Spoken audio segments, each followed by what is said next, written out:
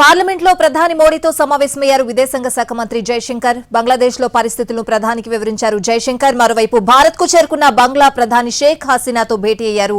జాతీయ భద్రతా సలహాదారు అజిత్ దోవల్ గజియాబాద్ లోని హిండెన్ ఎయిర్ బేస్ లో ఉన్న హసీనాను కలిసి బంగ్లాలో పరిస్థితులపై చర్చించారు. బంగ్లాదేశ్ అల్లర్లతో ఇప్పటికే సరిహద్దులో హై అలర్ట్ ప్రకటించింది ఇండియన్ ఆర్మీ. భారత్ నుంచి బంగ్లాదేశ్ కు వెళ్లే విమాన సర్వీసులను రద్దు చేసింది ఎయిర్ ఇండియా. బంగ్లాదేశ్ లో అల్లర్లు మరింత ఉధృతమయ్యాయి. ఇప్పటికే దేశం విడిచి ఉత్తరప్రదేశ్ లోని హిండెన్ ఎయిర్ బేస్ కు చేరుకున్న బంగ్లా ప్రధాని షేక్ హసీనా అక్కడి నుంచి లండన్ వెళ్లనున్నారు. బంగ్లాలో శాంతి భద్రతలు పూర్తిగా అదుపు తప్పాయి. ఆందోళనకారులు ఎక్కడికక్కడ రెచ్చిపోతున్నారు. ఏకంగా ప్రధాని షేక్ హసీనా నివాసంలో చొరబడి లూటీలకు పాల్పడ్డారు. అందిన కాడికి అందినట్లు దోచుకున్నారు. ఆ తర్వాత ఇంట్లోని ఫర్నిచర్ ను ధ్వంసం చేశారు. ఫైళ్లను చించేశారు. ఎవ్వరూ అడ్డుకునే పరిస్థితి లేకుండా పోయింది. పోలీసులు భద్రతా బలగాలు పూర్తిగా చేతులెత్తేశారు. ఇక ఢాకా పార్లమెంట్ లో కూడా చొచ్చుకెళ్లిన ఆందోళనకారులు వీరంగం సృష్టించారు. చైర్ల పైకెక్కి నానా హంగామా చేశారు. పార్లమెంట్ లో స్మోక్ వదిలి నినాదాలు చేశారు. బంగ్లాదేశ్ లో సైనిక పాలన ప్రకటించారు. ఆ దేశ ఆర్మీ చీఫ్ వకార్ ఉజ్ జమాన్ శాంతి భద్రతలను అదుపులోకి తెచ్చేందుకు ప్రయత్నిస్తున్నామని అన్నారు. త్వరలో బంగ్లాదేశ్ లో కొత్త ప్రభుత్వం ఏర్పడుతుందని చెప్పారు.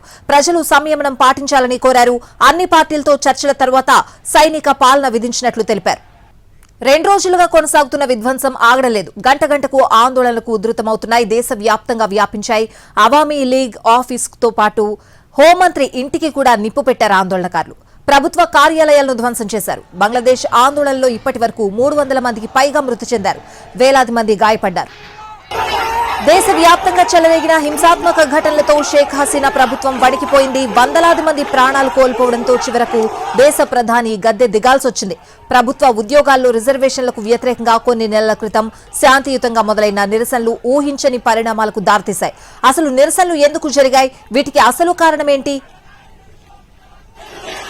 1971లో బంగ్లాదేశ్ స్వాతంత్ర్యం కోసం పోరాడిన వారి కుటుంబ సభ్యులకు ప్రభుత్వ ఉద్యోగాల్లో 30% రిజర్వేషన్లు కల్పిస్తూ హసీనా ప్రభుత్వం తీసుకున్న నిర్ణయం తీవ్ర వివాదాస్పదమైంది.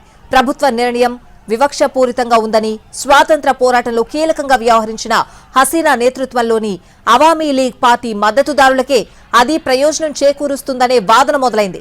దీంతో రిజర్వేషన్లను రద్దు చేయాలని డిమాండ్ చేస్తూ విద్యార్థులు ఆందోళన బాటపట్టారు. ఇవి దేశవ్యాప్తంగా వ్యాపించడం, ఈ క్రమంలో జరిగిన ఘర్షణల్లో వందల మంది ప్రాణాలు కోల్పోయారు.